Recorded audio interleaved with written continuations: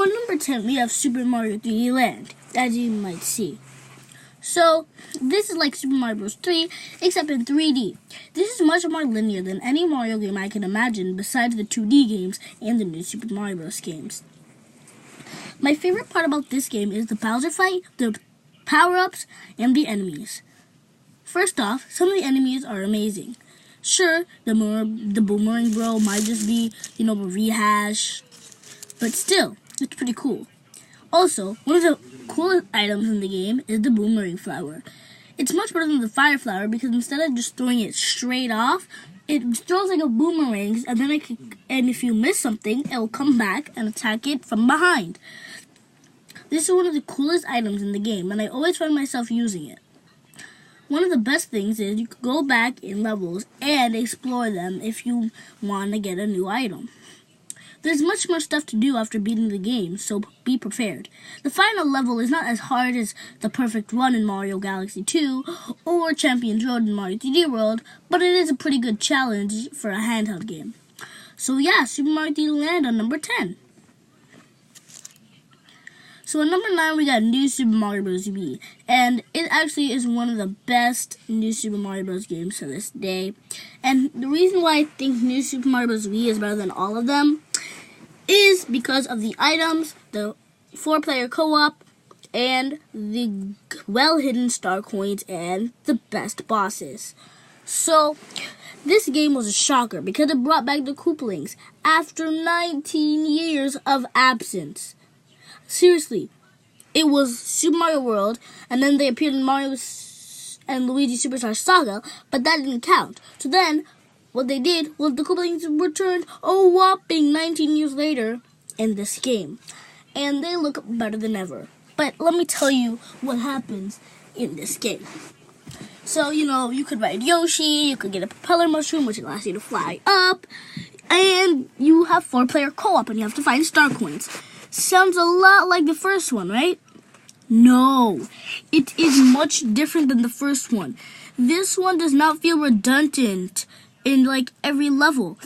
In New Super Mario Bros. DS, 2, and even U, all the levels felt redundant.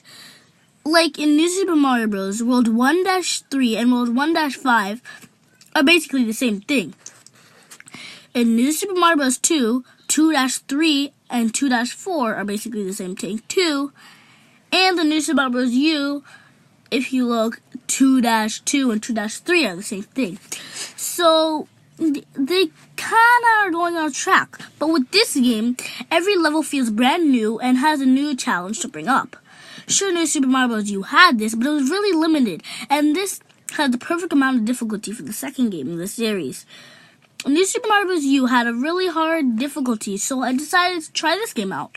It was much better than the Wii U game, and I suggest you try it out. So on number 8, we have Super Mario 3D World, and on a side note, I have just finished the Bowser battle today. I know a lot of you already beat the game, but I have played it a lot of times. And this is my final time playing Mario 3D World, beating Bowser.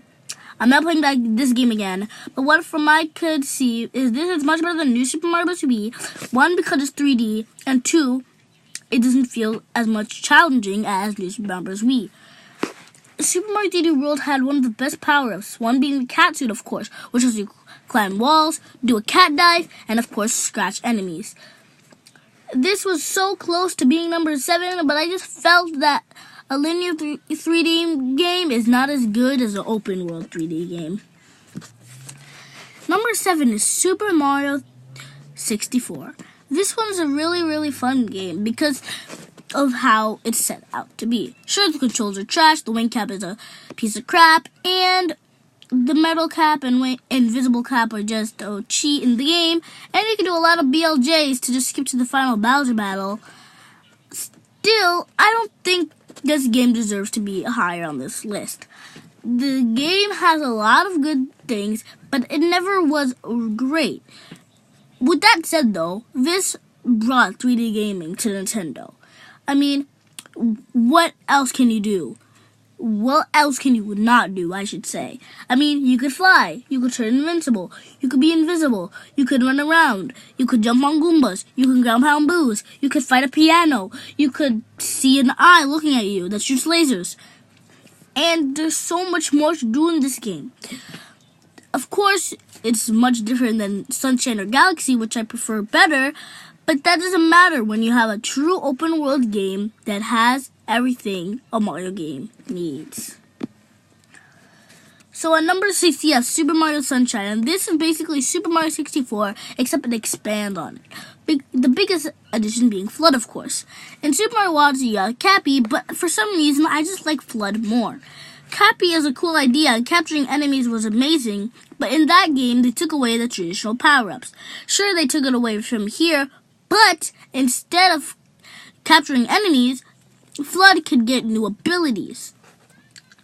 Super Mario Sunshine just had a lot of good things. One of the baddest, though, having to collect those blue coins. If you 100% the game, you know how frustrating it is. And the problem is, you get a pulse card if you collect all of them. So it's basically you just wasted all your time doing it as well. Sure, it won't have a big open world section, and some of the levels are not that great, but it's all limited to the beach theme, so that's why it's unlimited potential. I know the Shine missions feel really redundant, but that doesn't matter because this has one of the best platforming goodness to this day. On number 5, we have Super Mario Bros. 3, and a lot of people might argue and say Sunshine is much better. Well, I do not agree. Super Mario Bros. 3, I was a fan of, simply because of the cool power-ups. I just loved the power-ups. I loved the P-Wing. I even loved the frog suit. Of course, I had to love the hammer suit, the Tanuki leaf, and the super leaf. There was so many items in this game, and you could even skip to the final Bowser early if you know how to get a warp whistle. Super Mario Bros. 3 had a lot of cool content, and it introduced the Koopa Kids, or as preferred as the Koopalings, which you have to fight Larry, Morton, Wemmy, Iggy, Roy, Ludwig, Wendy, and, of course, Ludwig Von Koopa. All these put up a really big challenge and has a lot of cool tactics. If you do not enjoy Super Mario Bros. 3, then you would definitely prefer this game. On number 4, if you do not like Super Mario Bros. 3, you have to adore Super Mario World because of how it just expands with Yoshi, of course. And there's nothing much to say that I didn't say about Super Mario Bros. 3, except Yoshi, of course. And you already know what he does, so I don't really need to tell you.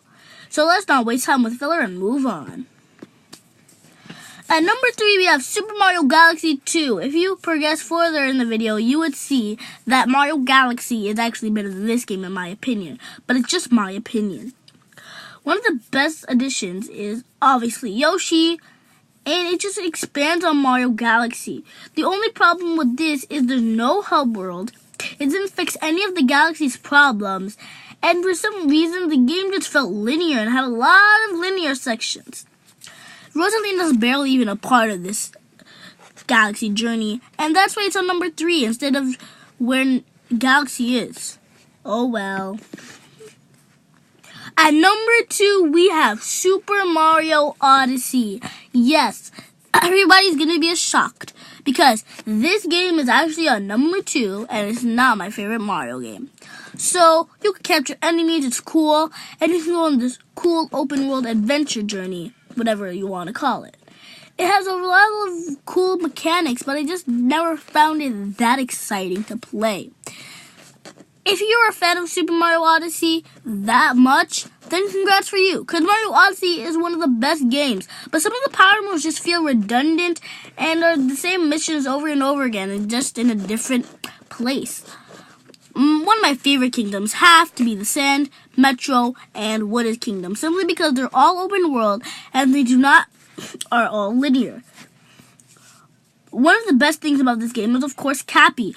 A lot of people like Mario spin jump in Mario Galaxy and Galaxy 2, but in this game it's even better now because when you throw your hat, it also serves as an extra jump, but the best thing is you can perform tricks off of it to reach the higher places that you could not reach before. Super Mario Odyssey was so close to being number 1, as I love this game a lot, but there's just one Mario game that's even better. At number 1, we have Super Mario Galaxy. Yes, Super Mario Galaxy is on number 1. Oh my god, the amazing boss battles, amazing power-ups, amazing graphics, amazing spin jumps, and yes, even amazing Bowser battles. So, what does Mario Galaxy have to offer that no other game offered? Well, Rosalina, of course, and has one of the sickest boss battles. I like King Caliente, Camilla, and, of course, Mega Leg. A lot of people are a fan of Boulder Guys too, but I never found him that hard as most people did, because a lot of people say he's one of the hardest bosses when he actually is really easy. There are a lot of other good boss battles in this game, but those are the top 3 that I can only think of that are really good. Other than that, this game is a charm. They have so much good stuff, and this game has basically no problems except for the pixelated graphics. So, other than that, this is an amazing Mario game and is still going to be my favorite even if the next game is amazing.